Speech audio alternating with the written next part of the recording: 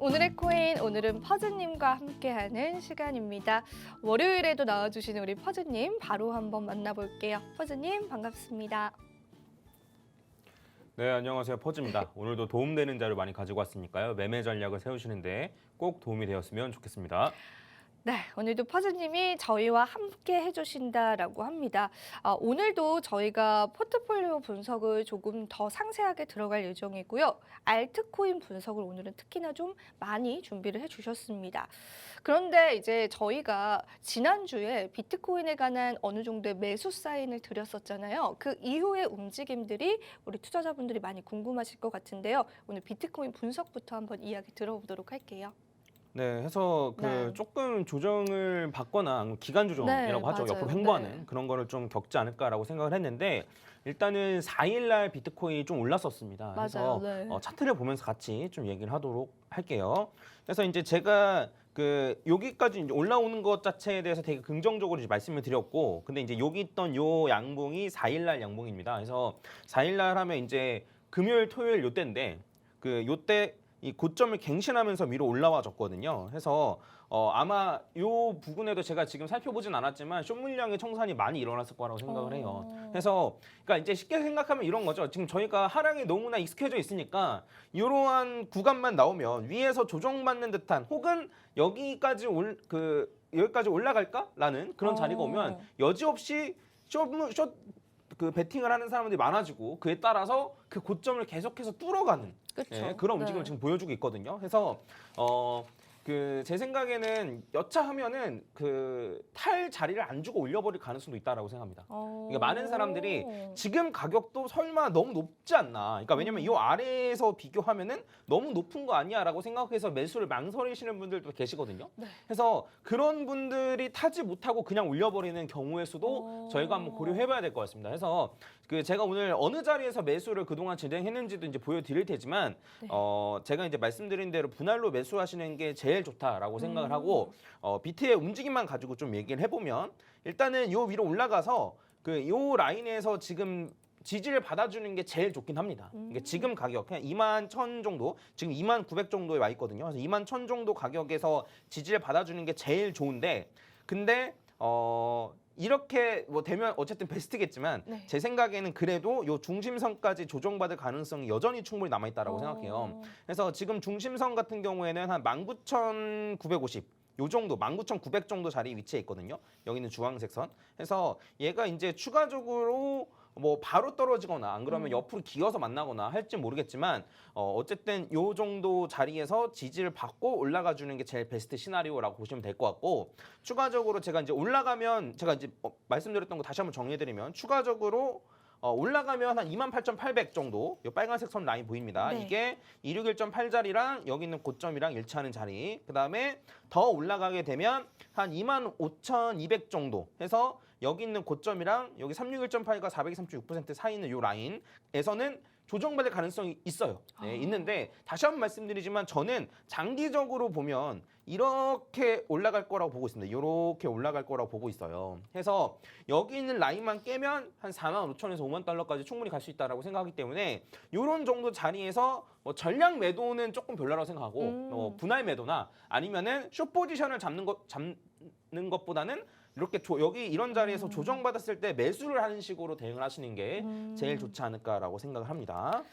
네, 워낙 비트코인 자리를 잘 잡아주셨기 때문에 만약에 지난주에 매수하셨던 분들이라면 다행이긴 하지만은 우리가 아직까지 신규 매수의 자리를 좀 기다리고 계시는 분들께서는 조금 더 신중하게 퍼즈님이 집어주시는 자리들을 잘 매수를 해보시면 좋을 것 같습니다. 퍼즈님께 한 가지 여쭤보고 싶습니다. 약간 돌발 질문인데요. 네, 엄청 돌발이네요. 네. 아니, CBDC가 이제 거의 아. 출범을 앞두고 있잖아요. 이 부분에 관해서 우리 암호화폐 시장에 좀 어떤 안 좋은 영향일까요? 좋은 영향일까요? CBDC는 제가 한 번 전에 다뤄 있었죠. 네. 다뤄 드린 적이 있습니다. 네. 그때 그 CBDC를 만든다고 과연 우리가 쓸 것이냐. 아. 예, 왜냐하면 CBDC는 어쨌든 그 중앙화된 네. 특정 국가에서 이제 중앙화된 요런 그 스테이블 코인인 건데 네. 우리는 어쨌든 우리가 투자하는 거를 감추고 싶어 하거든요. 이게 사실 기본적인 욕구 중 기본적인 뭐 니즈 중에 하나예요, 사실. 그래서 그리고 우리가 얼만큼 투자해서 얼만큼 벌었는지를 감추고 싶어 하기 때문에 굳이 국가가 CBDC를 만든다고 해서 그리고 또 CBDC를 만들면 만약에 이제 원화로 만약에 뭐 미국에서 발행하는 CBDC를 사는데 막 환전 수수료 막 생기고 아, 그렇죠. 네, 그리고 뭐 막 5만 달러 이상 보내게 되면 왜 보내는 거냐라고 계속 물어보고 그러면 과연 그쵸, CBDC에 쓸까라는 생각이 있습니다. 근데 이제 그런 면에서는 굳이 생긴다고 해서 기존의 코인이 위협받거나 그럴 가능성은 전혀 없다라고 생각하고 다만 저희가 긍정적으로 바라볼 만한 건 뭐냐면 중국이나 이렇게 암호화폐 거래가 금지된 나라에서 CBDC를 만든다라고 하면 그 중국에서는 그 이제 중국인들이 이제 매매하는 거를 국가가 감시하지 못하니까 사실 금지해버린 거거든요. 그쵸. 근데 이제 그 중국에서 발행한 CBDC를 활용하면 어쨌든 누가 얼만큼 투자했는지를 알 수 있잖아요. 그래서 이렇게 되면은 CBDC를 활용해서 투자를 할 수 있게끔 열어주는 게 아닐까라는 이러한 식으로 긍정적으로 생각을 해볼 수 있을 것 같아요. 네, 지금 제가 돌발 질문을 드렸는데 역시 잘 대답을 해주셨습니다. 자, 요즘에 CBDC가 또 한 번 시장에서 굉장히 좀 화두로 대두가 되고 있는데 일단은 홍콩 정부의 움직임이 좀 수상하지 않은 수상한 그런 상황입니다. 홍콩에서부터 이제 시작이 되면은 중국까지 확장될 수 있는 가능성이 있기 때문에 이 부분 우리가 계속해서 지켜보면 좋을 것 같고요. 한번 궁금해서 여쭤봤습니다. 아, 네네. 자, 이제 두 번째로 저희가 포트폴리오 바로 넘어가서요. 오늘 칠리즈, 리플, 도지코인, 폴리곤과 같이 시장에서 최근에 관심이 많았었던 그러한 알트코인들을 가지고 오셨는데 한번 하나하나 이야기 들어보도록 하겠습니다. 네, 일단은 포트폴리오를 한번 보겠습니다. 네. 그래서 포트폴리오는 일단은 지금 이런 상황이고 지금 이제 제가 말씀드린 대로 따라오신 분들은 지금 이더리움, 비트코인, 맞아요. 리플을 꾸준히 매수를 하고 계실 거예요. 맞아요. 네. 그래서 이런 상황인데 제가 이제 오늘 말씀드리고 싶은 건 뭐냐면 그 제가 어느 시점부터 매수를 다시 시작했는지를 보여드리고 싶어요. 그래서 차트를 보시면은 자 이게 제가 표시를 해놓은 건데 그 요때 이제 8월 30일부터 칠리즈 신규 매수를 시작을 하고 했습니다. 근데 이 칠리즈 같은 경우는 매수하고 나서 일절 빨리 빠져나왔었는데 기억하시는 분 계실 거예요. 기억나요. 기억나요. 네. 그러고 나서 여기 9월 20일 요때부터 이더리움을 추가 매수하기 시작했습니다. 네, 그 이더리움은 요 부분에서 어쨌든 분할 매도 많이 했었거든요.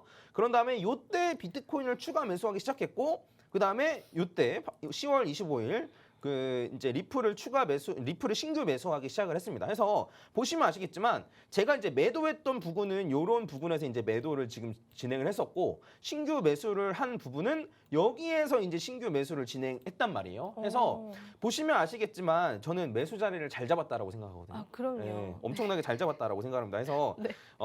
요런 자리를 한번 보시고 그러니까 네. 단타를 하기에는 너무 어렵습니다. 그러니까 제가 매번 느끼지만 그 이제 요 매매에도 저는 재능이 있다라고 생각을 하는데 이제 뭐 김연아 선수나 장미란 선수나 박태환 선수 그렇죠. 뭐 네. 그 류현진 선수처럼 재능이 있다고 생각하는데 그런 식으로 요 매매를 잘 차트를 잘 보는 것 같지도 않은데 잘 하시는 분들이 계세요. 근데 우리는 그런 사람들이 아닐 가능성이 높다는 거죠. 그럼요. 네. 근데 이제 누구나 노력을 하면 저는 근데 1등급은 할 수 있다고 생각하거든요. 상위 4% 안에 들어갈 수 있다.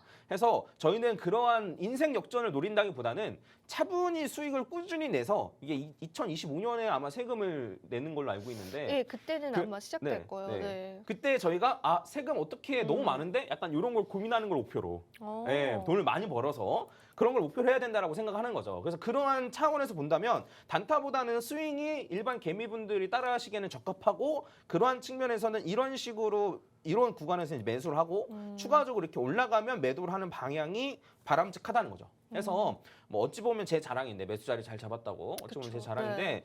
그 일단은 1차 매수기에는 떠나갔습니다. 사실. 네, 이거 요때 잘 따라하셨어야죠. 그러니까라고 말하면 좀 그렇고. 그럼 조금 밉네요. 네. 네. 그래서 그 지금이라도 어쨌든 분할로 매수하시는 건 나쁘지 않아요. 네. 근데 이제 1차 매수기가 끝났다라는 건 2차 매수기에도 있다라는 소리잖아요. 네. 그렇죠. 네, 해서 그 추가적으로는 여기 있는 고점을 뚫고 올라가면 남들은 다 너무 높은 가격이라 말하겠지만 전 오히려 그때가 잡코인을 매수하기 좋은 기회라고 생각을 하거든요. 그래서 그런 자리도 제가 좀 적절하게 잘 잡아드리도록 노력을 하겠습니다. 그래서 만약에 아직도 고민 중이시라면 제가 이제 말씀드린 대로 좀 따라와 주시면 좋지 않을까라고 생각해요. 네, 지금까지의 포트폴리오를 일단은 점검을 해주셨는데 퍼즈님께서 매수 자리를 굉장히 잘 잡으셨다라고 이제 말씀을 하셨는데 저도 그 말씀을 좀 드리고 싶었었는데 본인 입으로 말하니까 제가 또 할 말이 없네요. 네. 네. 아무튼 이렇게 해서 퍼즈님의 포트폴리오 여러분들 잘 따라하시는 분들께서는 충분히 이 어려운 시장에서도 좀 수익이 나셨었기 때문에 굉장히 또 축하의 마음을 좀 드리고 싶은데 만약에 지금이라도 나는 퍼즈 포트폴리오를 따라가고 싶다라고 하시는 분들께서는 2차 매수 자리 구간까지도 퍼즈님께서 늘 잡아주신다라고 하니까요. 그 부분 참고를 해보시면 좋을 것 같고요.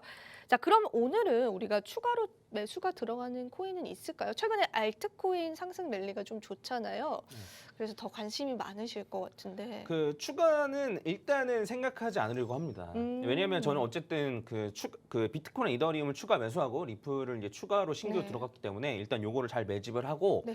제가 생각하는 적절한 구간이 오면 이런 메이저 코인들을 조금 덜어내고 잡코인들을 들어갈 생각이거든요. 그래서 그때 알려드릴 수 있도록 하고 오늘은 신규 매수할 코인들은 아니지만 여러분들이 관심 있어 하고 그다음에 추가적으로 차트적으로 의미 있는 코인들을 제가 좀 분석을 해드리려고 준비를 해봤습니다. 그래서 관련해서 보면은 아까 이제 그 앵커님이 설명해 주신 기사랑 제가 본 기사랑 거의 똑같은 것 같은데. 오, 네. 네. 그래서 이제 그 최근에 도지코인이 많이 올랐었고 그다음에 이제 그 폴리곤 같은 경우에도 이제 메타, 그러니까 인스타그램이랑 협업해가지고 NFT 발행한다라고 맞아요. 네. 하고 아까 솔라나도 얘기해 주셨는데 네. 그래서 이런 식으로 특정 그 아무 이유 없이 오르는 게 아니고 특정 호재가 있는 코인들이 여러 개 있었습니다. 그래서 그게 좋은 것 같아요. 네, 그렇죠. 예. 음. 그래서 관련해가지고 차트를 제가 좀 분석을 해왔으니까 같이 한번 보도록 하겠습니다.